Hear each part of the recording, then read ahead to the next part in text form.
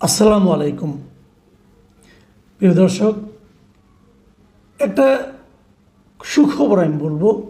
একটা সুখবর হচ্ছে বিএনপির চেয়ারপারসন বেগম খালেদা জিয়া চিকিৎসা শেষে দেশে ফিরে আসছেন।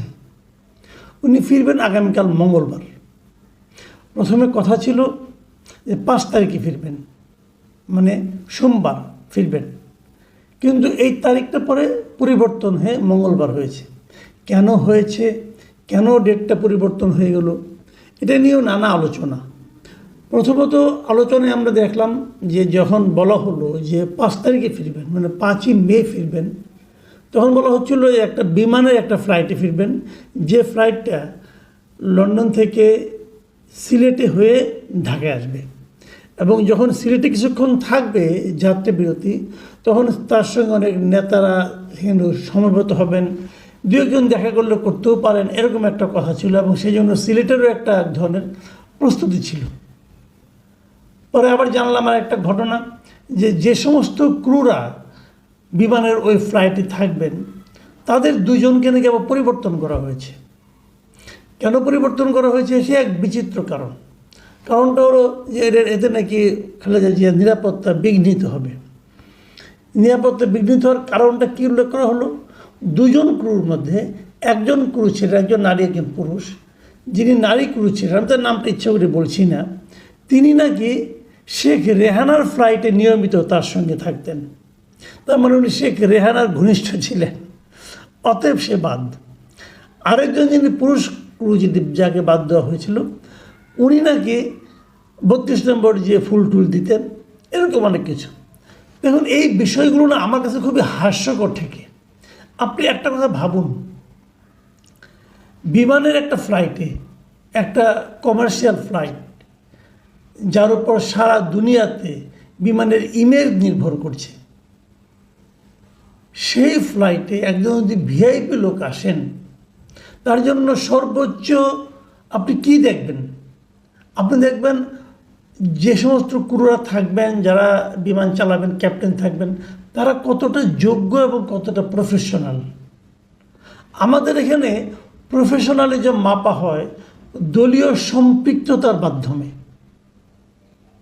ভাবুন তো একবার, ধরা যাক শেখ রেহানার সঙ্গে ওই ভদ্রমহিলা ঘনিষ্ঠ ছিলেন।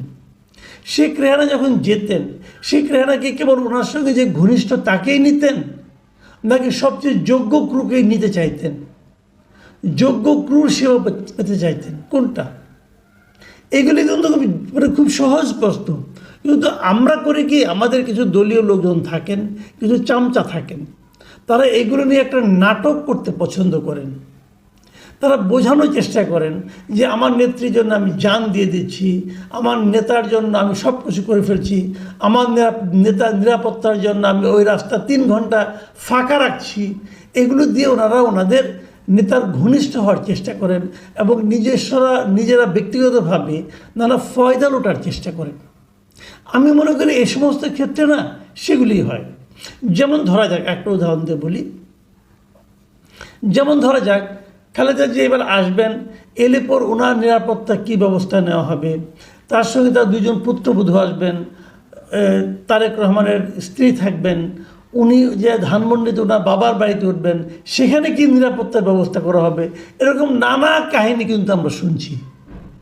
কিন্তু আরাফাত রহমানের স্ত্রীও কিন্তু আসবেন, এবং আরাফাত রহমানের স্ত্রী কিন্তু মানে আগেও বহুবার এসেছেন।